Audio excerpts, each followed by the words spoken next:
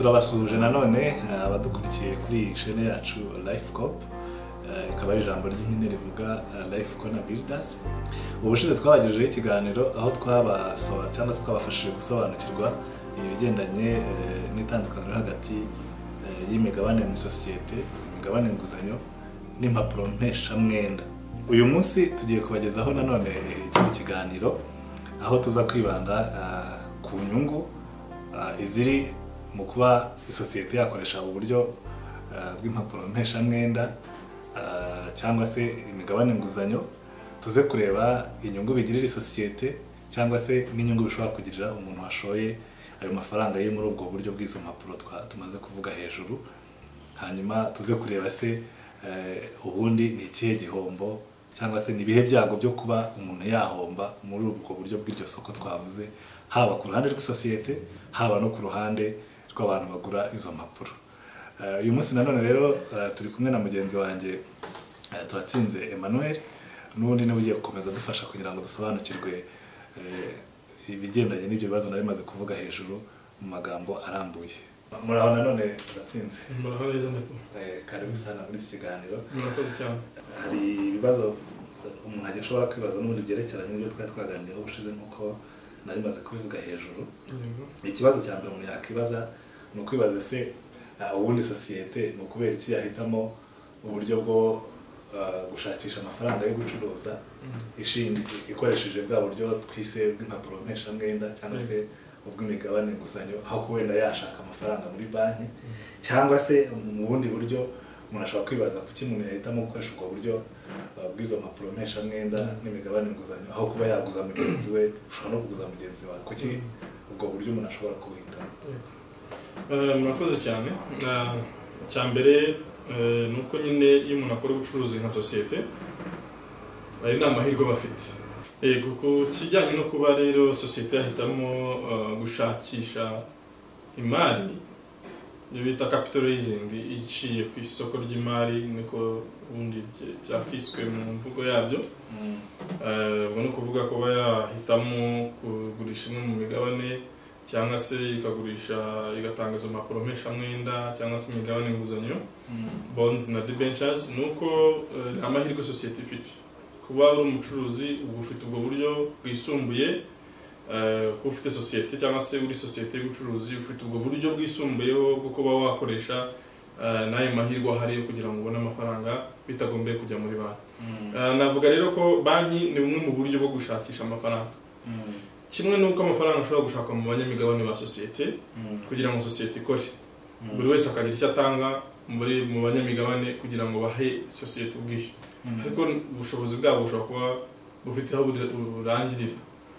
Niho rero umuntu ashobora gutekereza kwifashisha ubundi buryo. Bumwe mu bwo abantu bose bakoresha cyangwa benshi bazi cyane ni uburyo bwo kujya kwaka inguzanyo muri banki. Kwaka inguzanyo muri banki nabyo ntabwo ari bibi, nabyo ni byiza kuko mu rwego rw'imari banki zifite nazo umumaro ukomeye cyane udashobora gukerensa, ariko si bwo buryo bwonyine buhari. Ikindi ntabwo uburyo bwa banki aribwo bubereye abantu bose. Biterwa n'uburyo sosiyete ibona n'amafaranga ikeneye n'ubushobozi ifite, ndetse n'uburyo ibona bwo ubwayo buyibereye. Bwose rero buyoroheye. Byose bigomba gushyirwa ku meza abantu bakabiganiraho bakareba ububoroheye. Ushobora kuba uvuga uti dufate nk'inyungu, ijanisha ry'inyungu y'inguzanyo ya banki ntabwo ari wowe uyigena, iba yaragenwe. Hari uburyo, hari ibipimo biba byarashyizweho bitangirwaho izo nguzanyo, hari kondisiyo cyangwa se ibindi bigomba kubahirizwa. Akenshi hari ukuba ufite n'iyo ngwate procedure. Yabonye ari byo byoroshye bitewe n'ingano y'amafaranga ushaka n'uburyo ufite ubushobozi bwo kugera ku bantu benshi. Ibyo wabihitamo, ariko ntabwo ugomba kuba udasobanukiwe ubwo buryo bundi ngo uvuge ngo ndakomeza gukoresha banki gusa. Icya kabiri, ushobora no kuba usanzwe ufite n'inguzanyo muri banki utari bugende ngo bakongere iyindi, cyangwa se udafite n'iyo ngwate ariko uzi ko hari abantu ushobora kugurishaho igitekerezo cyawe cya business bakaba interese, bakacyishimira kavuga ati uyu muntu nubwo nta mafaranga afite ariko umushinga w'ubucuruzi ni mwiza wampa amafaranga yabikora ariko umuntu wenda akaba adafite umwanya wo kuza gufatanya nawe ngo afatanye nawe gucuruza kuko afite ibindi arimo agashobora kuguha ayo mafaranga ariko akeneye ko ayo mafaranga yaguha afite security afite icyizere cy'uko azishyurwa icya kabiri nawe agomba kubikora hari inyungu runaka azabonaho niyo mpamvu rero sosiyete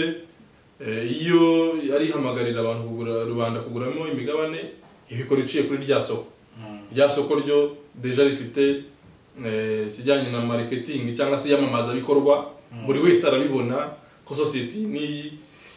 irimo irashaka amafaranga kugira ngo ikore ibi n'ibi icyo gihe binyuze ku isoko y'amakuru bashobora kuyabona urumva ko bitanakugora kujya kwishakira wowe abo nakwita nk'abashoramari baza gushora imari bitandukanye nuko uhitamo kujya muri banki iyi n'iyi cya kabiri kuvuga ngo kuki ntaguza undi muntu uko n'ubundi hari igihe umuntu afite sosiyete cyangwa se afite umugabane muri sosiyete akafite abandi bantu cyangwa andi masosiyete ashobora kumutabara akaba yagira ikintu amuguriza ikibazo kizamo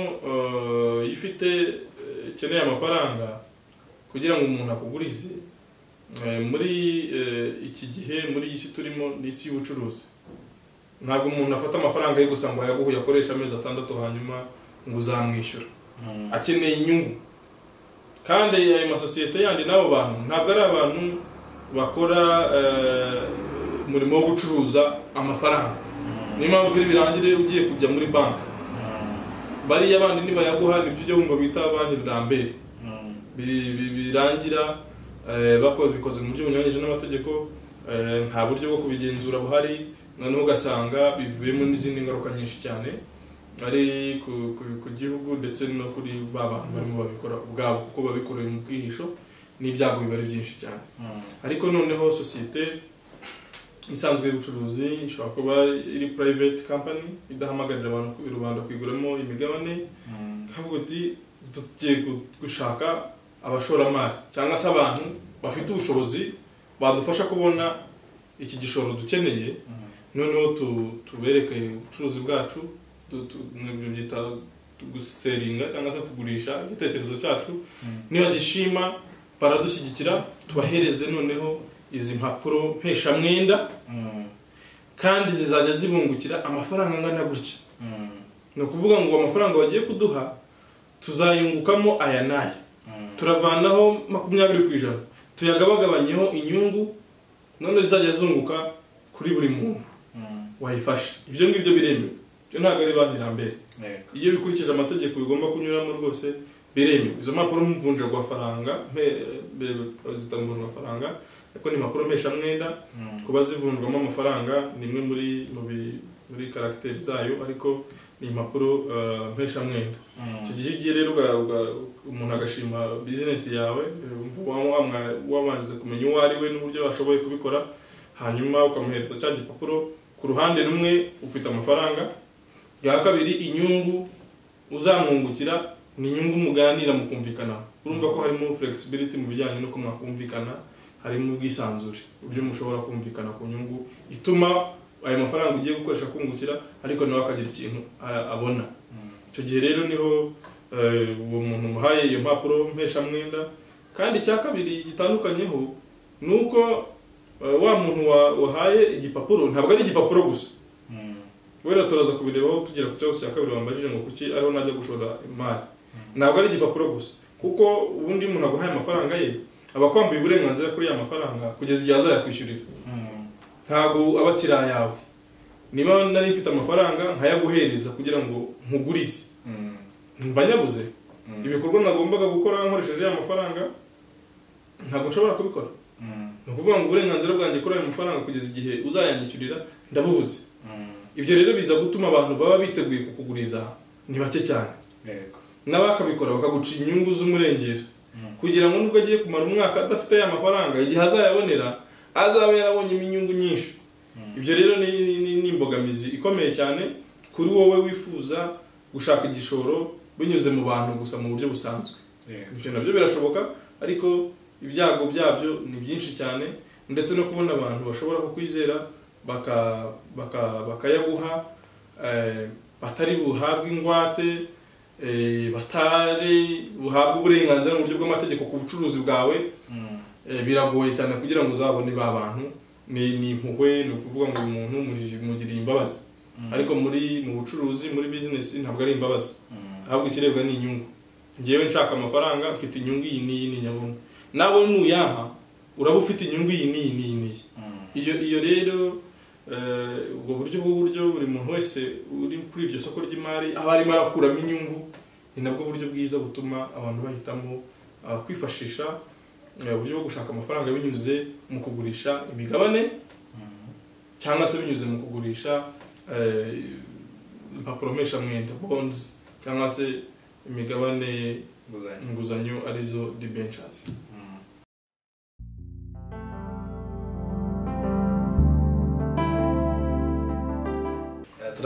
urakoze kuri ibyo bisobanuro duhaye hanyuma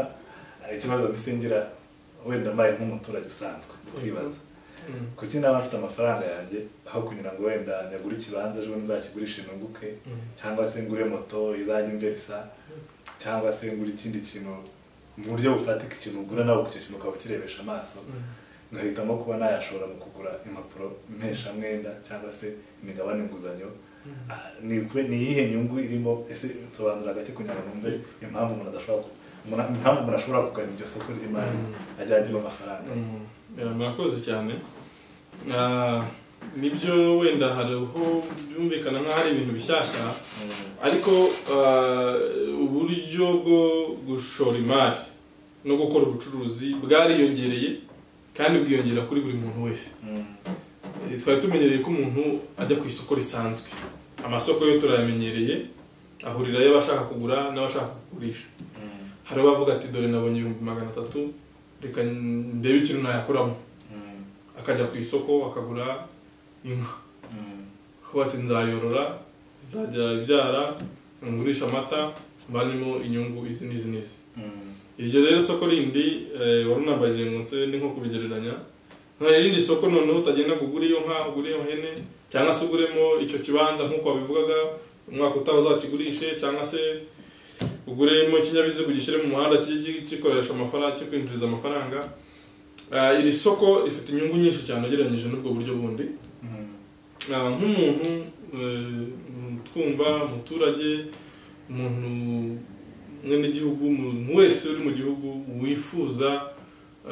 kubyaza umusaruro amafaranga runaka afite kugira ngo amuzanire inyungu, uwo niwe twita umushoramari. Afite inyungu nyinshi kuba yahitamo kujya kuri iri soko ry'imari rigurishirizwaho imigabane, impapuro mpeshamwenda, impapuro mvunjwafaranga cyangwa imigabane inguzanyo, nubwo atanga amafaranga agatahana igipapuro. Ariko inyungu ya mbere nanigeze kubivugaho, ntabwo amafaranga yawe yaha umuntu noneho cyangwa se yaha sosiyete mu buryo bwo kuguriza cyangwa se mu buryo bwo gushora imari ngo utahiraho. Hari icyo gipapuro nubwo tubyita igipapuro, iyo bond document cyangwa se debenture, icyo utahana kiba gifite uburenganzira bwinshi cyane kiguhesha, ku buryo ku ruhande rumwe ubu ya mafaranga yawe wayatanze akakubyarira inyungu ziri periodic cyangwa se inyungu zibazwe kuri buri gihe runaka, ariko noneho n'icyo baguhaye kirizewe cyane ku buryo ushobora kugikoresha mu bindi bikorwa byawe. Reka ntange urugero, ushobora kuba uvuga uti mfite amafaranga wenda angana na miliyoni 2. Izi miliyoni 2 nari ngiye kuziguramo moto nkayishyira mu muhanda ikajya nyishyura 5,000 ku munsi, habanamo depanse nkagira icyo nunguka gutyo. Reka amafaranga iyo atwaye ku isoko ry'imari ukaguramo umugabane nguzanyo cyangwa se ukaguramo urundi rupapuro mpeshamwenda, rwa rupapuro iyo uruzanye ushobora kurukoresha ugura ikintu, ushobora kurukoresha. Niyo mpamvu izi mpapuro bazita ko zifite agaciro k'amafaranga, ni uko ushobora gufata rwa rupapuro ukaba urimo gutumiza nk'ibicuruzwa ugomba kugura wenda hanze ugomba kwishyura. Ushobora kumuha cash umuguzi, umucuruzi, cyangwa se ukamuhereza cya gipapuro. Kiriya gipapuro ubwacyo uburenganzira bwacyo kirabuhamya ni ukuvuga ngo gishobora kuba transferred ibyo bita transferability ushobora guhererekanwa ushobora kuza nkakubwira nti Nepo nifuzaga ko tugura iki n'iki tukumvikana igiciro akubwira noke turi hano mfite impapuro mpeshamwenda ifite agaciro kanaka ku kwezi yunguka yangaya cyangwa ku mwaka yunguka yangaya noneho ndakwishyura nkoresheje inyungu zizavaho ni ukuvuga ngo guhereye uyu munsi kugeza imyaka 2 inyungu zizajya zunguka aho ngaho nibwo bwishyu nguhaye ni ukuvuga ngo cya kintu ukakimpereza noneho nanjye ko inyungu ije akaba ari uzajya wishyura uzajya nkoresha mu kukwishyura cyangwa se mu kugura ubwo urumva nyuma yaho icyo bita maturity date itariki twumvikaniye ko ngurije amafaranga yo kwishyura nigera bazayansubiza kandi na za nyungu nzajya mba narabonye mbe narazikoresheje ikindi ushobora none no gukoresha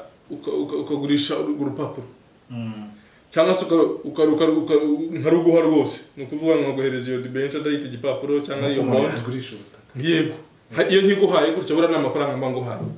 noneho niwe ugiye gutangira kujya wakira ya nyungu kandi ni nacyo n'igihe nikigera mwumvikanye bazaguhaye amafaranga yawe bayagusubiza warayabatije ariko kandi cya gipapuro ufite ushobora no kugitangaho ingwate muri banki ushobora kujya muri banki ukaka inguzanyo bakakwaka ingwate utayifite kabwiye utari kodore mfite imigabane muri society iyi ni share certificate ni icyemezo kigaragaza ko mfite imigabane muri society icyo ngicyo ni umutungo dore mfite bond impapuro mpeshamwenda ya society ni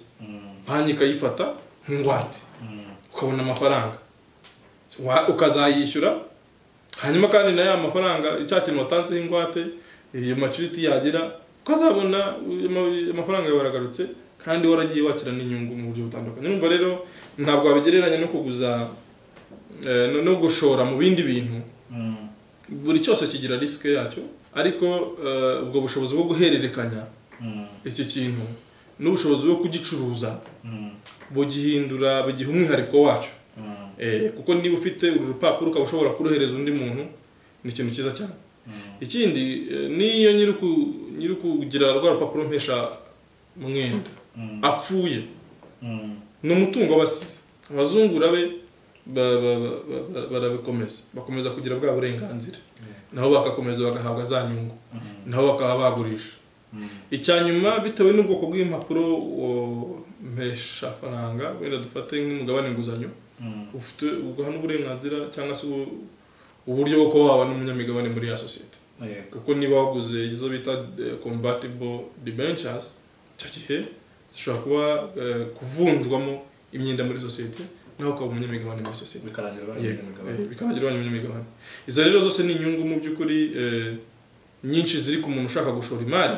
aho gutekereza gusa ngo ndashaka kugura wenda ikinyabiziga nabyo ni uburyo bwiza hari igihe rero nyine kigira gutya kikangirika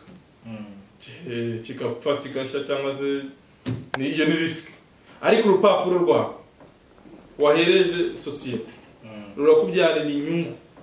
ruguhereze n'uburenganzira niba rufite ingwate ku ngwate ya society wari ufite ni ukuvuga ngo ntabwo ari icyizere gusa niba ari izo bita secured bonds ni ukuvuga yuko mu gihe society tubarije ibyo mwumvikanye ushobora gukoresha noneho ya ngwate yatanzwe kugira ngo wishyure bitandukanye rero no kuvuga ngo ngiye gushora imari aha byose biri ku mutwe wanjye ikindi wenda navuga iyo ugiye kwishorera imari gisa n'icyo ngicyo ni wowe ufite gutekereza uburyo business izakorwa nzacuruza gute nzashora hane nzakurikirana uyu nguyu gute nzabigenza gute birakuvuna ni akandi kazi ariko usanga umucuruzi usanzwe birimo societe y'ubucuruzi isanzwe iri muri ako kazi hanyuma aguhera igipapuro ibyo ushaka ko acuruza ni ibyo biramureba wowe icyo agomba kumenyera ni inyungu mwumvikanye no kuzagusubiza bwa bwishyu mu gihe cyarangiye urumva uraho wicaye uri tranquille no kuvuga uraho wicaye utuje ufite amahoro hanyuma noneho buri kwezi cyangwa buri gihembwe cyangwa buri mwaka bitewe n'ibyo mwumvikanye na wa wundi watanze impapuro mpesha mwenda bivuga uti mfite amafaranga yanjye arimo arahoraza buri gihe nshobora gukoresha ibindi ariko kandi n'igishoro cyanjye kiracyahari igihe nikigera bazakinsubiza wenda nongere nanagishore n'ahandi. Isoko rero ry'imari ni uko nguko rikora ni izo nyungu, ni naho ngaho ritandukanira n'uburyo abantu bakoresha baguza amafaranga ku ruhande. Ngo ndavuga sosiyete irimo gushakisha igishoro cyangwa se n'ubundi buryo busanzwe abantu bakoresha bakora ishoramari mu bindi bintu bitandukanye. Nkurikije ukuntu bisobanuye umuntu yatekereza yuko iyo umuntu ashoye amafaranga ku isoko ry'imari n'imigabane aba asa n'uyashoye mu ijoro ku buryo adashobora guhomba. Narumvise ngira ikibazo cyo kwibaza ese bino bintu maze gusobanura hejuru byerekeranye n'impapuro mpeshamwenda cyangwa se imigabane nguzanyo n'abura buryo bwose bagiye dusobanurira bwo gushora amafaranga ku isoko ry'imari. Ubundi nk'umuntu washoyemo amafaranga agura izo mpapuro, ibyago byo guhomba aba afite n'ibihe, cyangwa se uwagurishije za mpapuro n'uvuga ngo ya sosiyete yatanze za mpapuro ibyago bifite byo kuba yahomba biba bingana gute, cyangwa se nta gihombo kibamo na abakoze ubucuruzi bwose cyangwa se ishoramari ryose rigira risike, rigira ibyago byo guhomba. Itandukaniro riba rihari ni ikigero cy'ibyo byago uko bingana ugereranyije n'amahirwe ahari. Ariko muri ubu buryo hari naho mu by'ukuri n'ibyago biba bidahari wenda dukurikije uko tubisobanura. Icya mbere reka tuvuge ko ku byo bise bond, sosiyete igiye gutanga impapuro mpeshamwenda akenshi ziba zishingiwe zifite ingwate, ziba ziherekejwe n'ingwate. Ubwo niba ugiye gutanga impapuro mpeshamwenda zingana na miliyoni 200, ni ukuvuga yuko kugira ngo abantu nabo bagire icyizere cyuko iyo undi hakoreshwa invitation, wenda tuzabireba ikindi gihe, ubutumire tumiye umuntu ngo cyangwa se muri sosiyete zidahamagarira abantu kuguramo imigabane, ibwiye umuntu ngo ngwino ngurire turifuza kugurisha gutanga impapuro mpeshamwenda uzigure. Uwo niwe baza atari ko se mu gihe waba uhombye byagenda gute cyangwa utubahirije ibyo twumvikana. Icya mbere nk'uko tubizi umutungo, ngo ngiye kubivuga nk'umunyamategeko, umutungo uwo bereyemo abandi umwenda ni ingwate yabo abereyemo umwenda. Ibyo turabizi twese. Ni ukuvuga ngo iyo itubahirije amasezerano mwagiranye, iyo yaguhaye ingwate hari uburyo bwo kugurisha ingwate bitaginze kunyura kujya mu nkiko. Ariko kandi niyo yaba nta ngwate hari uburyo ushobora kugaruza ubwo bwishyu bwawe, no kuvuga amafaranga washoyemo n'inyungu byakugombye guhabwa binyuze mu buryo bwo kwishyuza ku gahato busanzwe buzi binyuze mu nkiko. Ariko igituma umuntu yemera kuguha ayo mafaranga adahawe ingwate akenshi bishingira ku cyizere abona muri iyo sosiyete cy'uburyo idashobora guhomba. Umushinga yashoye mushobora kutunguka, ariko yo ubwayo imitungo ifite n'izina n'ubushobozi bwo gucuruza ifite birahagije kugira ngo bigaragarize umuntu yuko iyi sosiyete itahomba. Iyo rero umuntu afite impungenge z'uko sosiyete ishobora kubura ubwishyu, niho asaba ko izo bond, izo mpapuro mpeshamwenda ziba zishingiwe, bazita secured bond. Impapuro mpeshamwenda ariko zifite ingwate. Ni ukuvuga ko umuntu ufite cya gipapuro igihe cyose sosiyete itamwishyuye amafaranga afite uburenganzira noneho bwo gutangiza inzira zo kugurisha ingwate muri cyamunara kugira ngo habemo ubwishyu nk'uko amategeko abigenga ku bijyanye n'uburyo bikorwamo. Ariko noneho ikindi hari impapuro mpeshamwenda zitangwa n'ibigo binavuze ngo ubushobozi bwo guhomba buba ari hafi ya ntabwo. Ufate nk'igihugu zo bita treasury bills, akenshi izi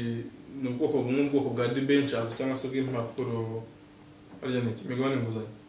bwa debentures. Ubu bwoko bwabyo ntabwo wavuga ngo uguze urupapuro mpeshamwenda rw'igihugu, government, leta irazigurishije, iraziguhaye, ikomereye yuko buri kwezi, buri gihembwe se buri mwaka uru rupapuro cyangwa se urupapuro mpeshamwenda rwunguka amafaranga angana gutya, wenda pourcentage igaragara muri mwumvikanyeho buri mwaka ngo utekereze ngo leta izahomba ntizanyishyura. nta bushobozi bwa leta bwo guhomba cyangwa se ibyago byo guhomba ku buryo itazabona ubwishyu bwo kwishyura naho uri hasi, kuko bifite uburyo bwinshi bwo kwishyuramo, kuko ibyo biva mu ngengo y'imari, biva mu misoro, biva mu mushinga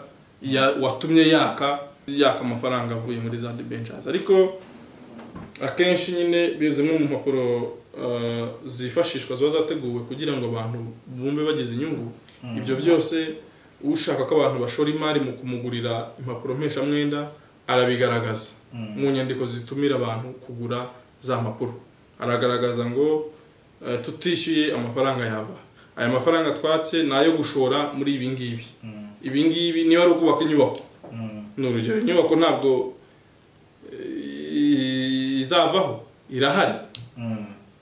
Washora amafaranga mu kuyubaka, barateganya ko bazayikoreramo ibikorwa by'ubucuruzi, ariko bitanakunze ibyo bikorwa by'ubucuruzi ishobora kugurishwa ikava mu bwishyu. Ibyo byose rero niyo mpamvu nujya kugura ku isoko ntabwo tuvuga kugira ngo abantu bose birukankire kujya kugura impapuro mpeshamwenda, ariko no kugira ngo bamenye ko ayo mahirwe ahari. Niba agiye kuzigura izo mpapuro arebe ninde uzigurisha, ese ubwizerwe bwe ni ubuhe, ese aramutse atishyuye byagenda biti. Icyo gihe rero mu mpapuro ziguhamagarira kugura izo mpapuro mpeshamwenda, sosiyete ugiye kugurira igomba kuba yabikugaragarije, kuko nyine ni abyita gutereta se, no gushishikariza. Kuko ntago nayivuga ngo nimuze tubahe impapuro gusa, ahubwo bagiye igaragaza ngo risike zirimo nizi. Ariko muri rusange ugereranyije n'ahandi hantu henshi abantu bakoresha mu gushora imari, ibyago byo guhombera ku isoko ry'imari ntabwo ari byinshi ugereranyije n'ahandi. Ariko ibyo byose nanone bikagenda biterwa ni hehe urimo kuyishora, ni mu ihe sosiyete, ese ni iza leta, ndavuga izo mpapuro zatanzwe na leta, ese zatanzwe n'ikigo kimeze gute, ese business, igikorwa cy'ubucuruzi aba bantu bagiye gushoramo ayo mafaranga ubushobozi bwacyo bwo kunguka bungana iki. Ibyo byose ni ibintu usuzuma ukareba, noneho ukabona gushora imari. Ikindi navuga nanone kigaragaza uburyo ibyago byo guhomba bimeze, nuko abantu baguze impapuro mpeshamwenda bonds muri sosiyete, birumvikana ko babarwa nk'ababerewemo umwenda nka creditors ba sosiyete. Ariko iyo sosiyete yungutse, nibo baza mbere kwishyurwa, mbere yuko hishyurwa inyungu hishyurwa abanyamigabane, ibyo bita dividends, ni inyungu ku mugabane. Yego, iyo wumvishije ngo sosiyete niyi uyu mwaka yungutse miliyari izi n'izi, hanyuma izi zizagabanwa n'abanyamigabane, buri ibyo ngibyo bijya kugerwaho ari uko bamaze kwishyura aba bantu bagurije sosiyete, kuko aba baberewemo imyenda. Bond holders bishyurwa mbere ya shareholders. Ndumva ari icyo kindi nakongera. Urakoze kuri ibisobanuro umaze kuduha. Ndumva wenda abantu babyumvise bashobora kwifuza kubikoresha, nabo bashobora gutangira kubikoresha. Ariko nanone tubwira abadukurikiye yuko tuzongera tugakora ikindi kiganiro kugira ngo dusoze neza ibigendanye n'izi mpapuro mpeshamwenda n'imigabane nguzanyo n'imigabane isanzwe, kugira ngo umuntu amenye ubundi iryo soko riba hehe, ese iryo soko umuntu ashobora kurigeraho gute, uwo muntu ugurisha izo mpapuro we n'ubundi se azazigurishiriza he, bazahurira he. Ibintu nk'ibyo ngibyo bitandukanye nibyo tuzaganiraho mu kiganiro cyacu gitaha, tubashishikariza kuzadukurikira kugira ngo bisobanukirwe neza. Murakoze.